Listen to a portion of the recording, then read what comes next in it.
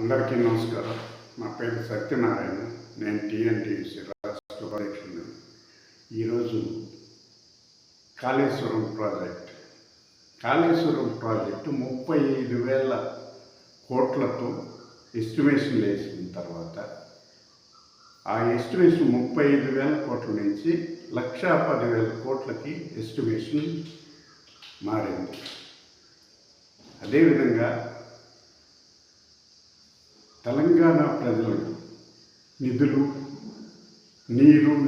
నియామకాలు అనే నినాదంతో ప్రజల్లోకి వెళ్ళి ప్రజల్ని మెస్మరైజ్ చేసి తెలంగాణ వచ్చిన తర్వాత ఈరోజు మేము కాళేశ్వరం కట్టినాం అని చెప్పి మిషన్ భగీరథ పెట్టినాం, కాళేశ్వరం కట్టినాం అని చెప్పి ఈరోజు ఏం జరిగింది? అసలు కాళేశ్వరం ప్రాజెక్టు ఈ పరిస్థితి కారణం ఎవరు?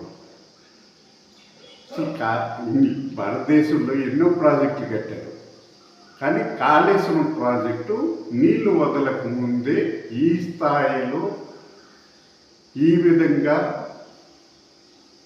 సిట్ విచారణకు రావడం ఏంటి? అసలు ఈరోజు ఆ కమిటీ వేసిన నివేదిక ఆశ్చర్యకరంగా ఉంది. అసలు పగుళ్ళు రావడం ఏంటి? అసలు ఈ ప్రాజెక్టు 35,000 కోట్లతో స్టార్ట్ చేసి 1,10,000 కోట్లకు ఎస్టిమేషన్ వెళ్ళింది. 1,10,000 కోట్లు ఖర్చు పెట్టి ఈ ప్రాజెక్ట్ నిర్మించితే ఈరోజు ఆ ప్రాజెక్టు పనికిరాదు అనే పరిస్థితికి వచ్చిందంటే ఏంటి? ఏం జరిగింది? రాజకీయ నాయకుల మితిమీరిన జోక్యం కారణమా? కాంట్రాక్టర్ల అవినీతి కారణమా? అధికారుల అవినీతి కారణమా? లేకపోతే వీళ్ళ ముగ్గురు అధికారులు, రాజకీయ నాయకులు, కాంట్రాక్టర్లు కుమ్మక్కై ఇలాంటి పరిస్థితి, కాళేశ్వరం ప్రాజెక్టుకి ఇలాంటి పరిస్థితి తీసుకొచ్చారా అనేది ఒకసారి ఆలోచించాల్సిన విషయం. ఈరోజు సిట్ విచారణకు ఆదేశించారంటే ఏం జరుగుతుంది? తెలంగాణ ప్రజలు కేసీఆర్ని ముఖ్యమంత్రిని చేసి కేసీఆర్ కుటుంబాన్ని రాజకీయంగా ఇంత ఉన్నత స్థాయికి తీసుకెళ్తే తెలంగాణ ప్రజలకు కేసీఆర్, కేటీఆర్, కవితక్క ఇచ్చిన రిటర్న్ గిఫ్ట్ ఇదేనా? ఈ ప్రాజెక్టు పరిస్థితి ఏంటి? ఈ ప్రాజెక్టు ఈ విధంగా కావడం వలన దేశంలోని ఏ ప్రాజెక్టు కట్టాలన్నా కూడా ఇది ఒక గుణపాఠంగా మారబోతుంది. దేశంలోని ఎన్నో ప్రాజెక్టులు గతంలో కట్టారు, ఏ ప్రాజెక్టు కూడా ఈ విధంగా దెబ్బతినలేదు. నీళ్లు వదలకు ముందే ఈ విధంగా ఎప్పుడు కూడా దెబ్బతినలేదు.